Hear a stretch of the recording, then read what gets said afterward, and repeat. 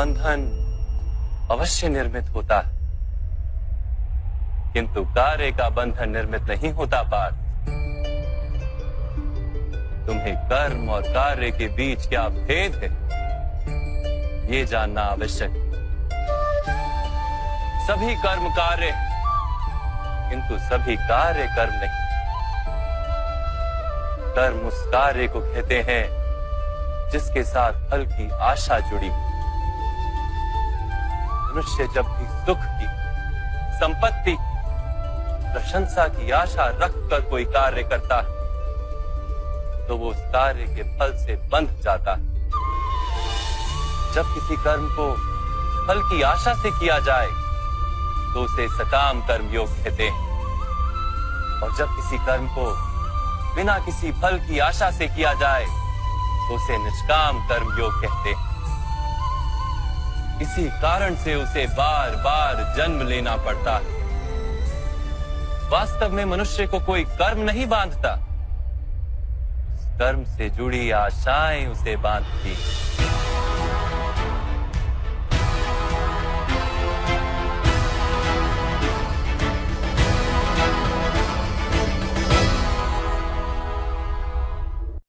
वास्तव में मनुष्य को कोई कर्म नहीं बांधता, उस कर्म से जुड़ी आशाएं उसे बांधती हैं। वो कैसे माधव? यदि इस युद्ध में तुम्हें विजय होने की आशा है तो पराजित होने पर तुम्हें भीषण दुख होगा, और वो दुख तुमसे कोई अन्य कार्य करवाएगा जिसके लिए तुम्हें दूसरा जन्म लेना पड़ेगा। और यदि तुम विजयी हुए तो तुम्हारा अहंकार बढ़ेगा, और वो अहंकार तुम्हें विश्व विजय के लिए प्रेरित करेगा, तुमसे हत्याएं करवाएगा और उसका पाप तुम्हें बांधेगा। विचार करो, यदि तुम्हें इस युद्ध में ना विजय का मोह और ना पराजय का भय, तो इस युद्ध के अंत में तुम्हें सुख प्राप्त होगा या दुख प्राप्त होगा? ना सुख माधव, ना ही दुख।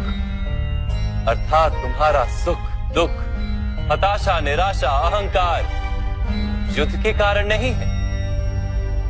युद्ध के साथ तुमने जो आशाएं बांधी हुई हैं, उसके कारण है।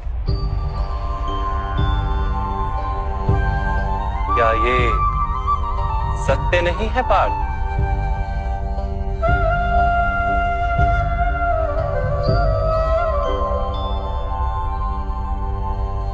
सुख दुखे समे कृत्वा लाभा लाभो जया जयो ततो युद्धाय युज्यस्व नैवं पाप मवाप्स्यसि। अर्थात सुख दुख को समान मानकर लाभ हानि जय पराजय का विचार किए बिना यदि तुम युद्ध करोगे कौन्तेय, तो तुम पाप के भागी नहीं बनोगे। इसी को कर्म योग कहते हैं। जो सांख्य का ज्ञान प्राप्त कर लेता है वो ये जान लेता है कि वो शरीर नहीं, केवल एक आत्मा है। शरीर के भोग और अनुभव तो केवल मृत्यु तक है, अर्थात वास्तविक नहीं, केवल माया है। उसके लिए कर्मयोगी बनना सरल हो जाता है। परंतु माधव, यदि कार्य से बंधन निश्चित है तो क्या संसार का त्याग करके संन्यास लेना उचित नहीं? इसी विचार का परिणाम है कि आज ये युद्ध हो रहा है पार्थ।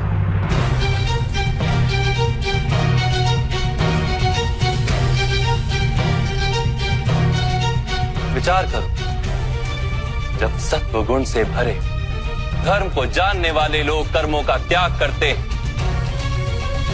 तब अधर्म से भरे लोग भी संसार को चलाते हैं।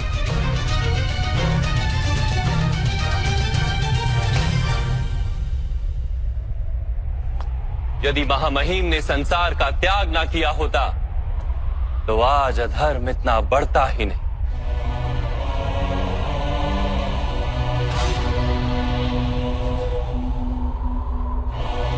और तुम्हारे पिता ने यदि संन्यास ना लिया होता तो आज भ्राता युधिष्ठिर सुख से राज कर रहे होते।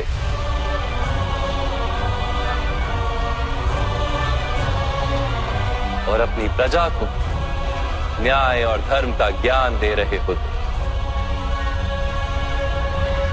किंतु दुखदायक बात तो यह है पार्थ कि सत्व गुण से भरे मनुष्य ही संसार को लाभ दे सकते हैं, किंतु वो ही संन्यास का विचार करते हैं।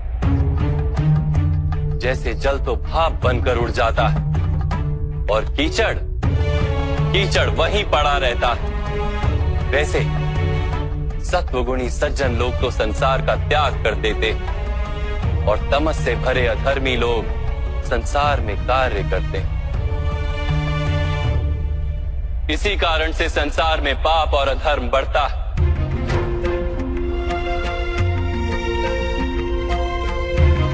किंतु कर्मयोग इस विचित्र स्थिति से सारे संसार का रक्षण करता है।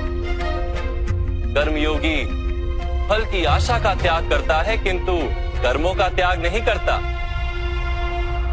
वो इसी संसार में रहता है सन्यासी की भांति, सारे कार्य करता है किंतु उनमें लिप्त नहीं होता।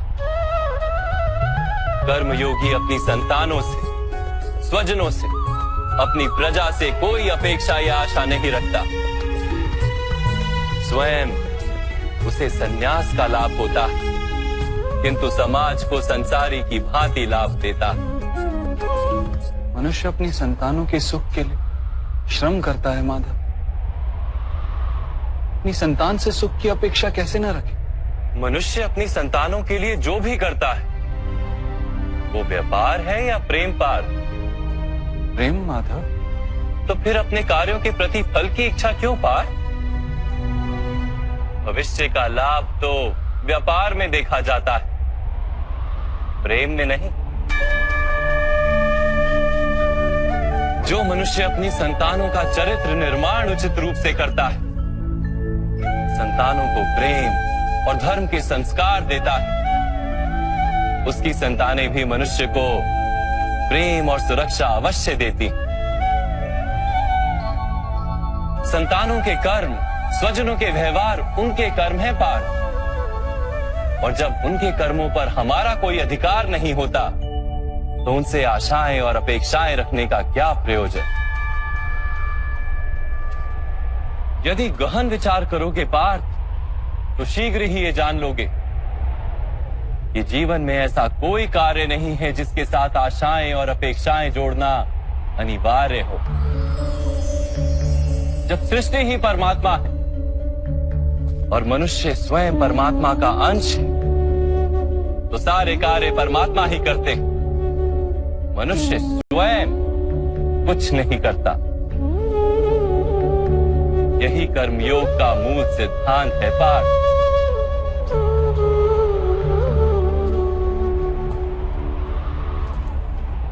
तुम्हें भी कर्मयोगी बनकर ये युद्ध करना आवश्यक है पार्थ।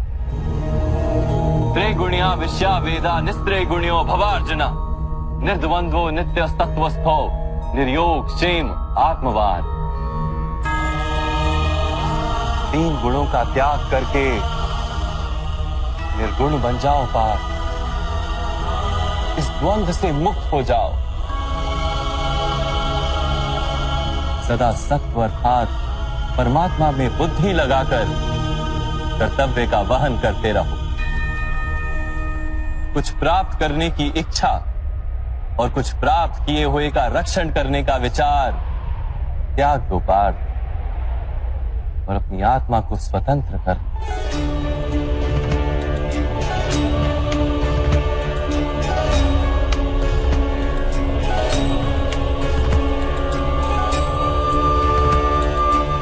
स्मरण रहे पार्थ, कर्मण्यवाधिकारस्ते मा फलेषु कदाचन मा कर्म फल हेतुर्भु मा ते संगोस्त्व कर्मणि।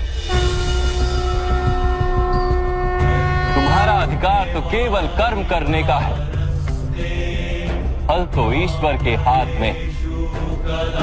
इसलिए ना कर्म से भागना उचित है और ना ही कर्म के फल की आशा रखना उचित है।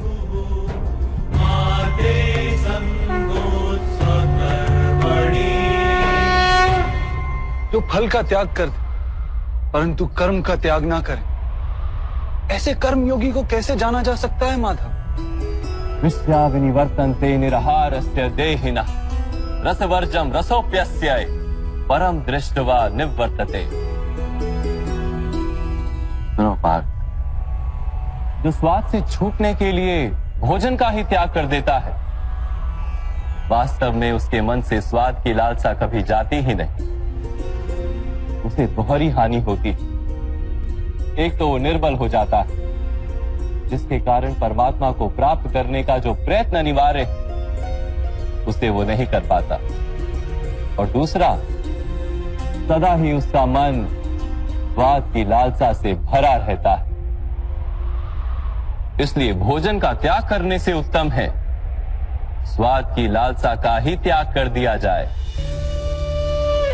कर्मयोगी अपने मन की सारी लालसाओं को खींच लेता है, जीवन को कर्तव्य मानकर कार्य अवश्य करता है, किंतु उन कार्यों से जुड़ता नहीं। और बात, जो व्यक्ति अपने कार्यों से आशाएं और इच्छा नहीं रखता, उसी के कार्य पूर्ण होते हैं।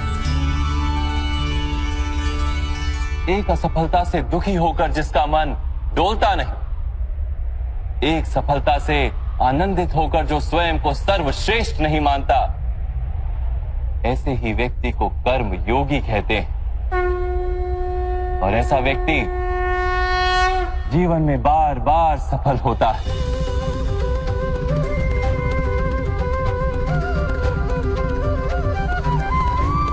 ध्यायतो विषयान पुंसः संगस्तेषु पजायते संगात संजायते कामा कामात् क्रोधो भिजायते क्रोधात् भवति सम्मोहम् सम्मोहात् स्मृति विभ्रमम् स्मृति भ्रंशात् बुद्धिनाशो बुद्धिनाशात् प्रणश्यति। फल की आशा से कामना प्रकट होती है, और कामना का तो स्वभाव है असंतुष्ट रहना। असंतोष से क्रोध उत्पन्न होता है, और क्रोध से मोह जन्मता है। मोह के कारण व्यक्ति आचार और व्यवहार का ज्ञान ही भूल जाता है। ज्ञान के जाने से बुद्धि चली जाती है, अनुचित प्रकार के कार्य होने लगते हैं, और समाज ऐसे व्यक्ति का शत्रु बन जाता है। और अंत में ऐसे मनुष्य पूर्णतः पतन हो जाता है।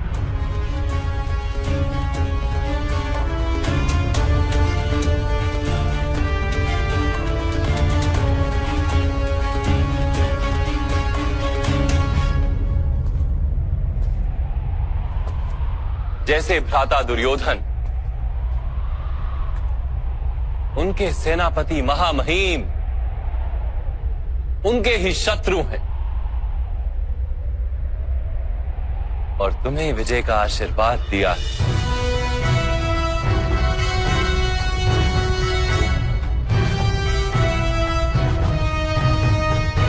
पार्थ, कर्मयोग ब्रह्म विद्या का दूसरा चरण है। परमात्मा में अपनी बुद्धि स्थिर करो, स्वयं को आत्मा जानो, मिथ्या बंधनों से मुक्त हो जाओ, और फल की आशा का त्याग करके केवल कर्म करते रहो।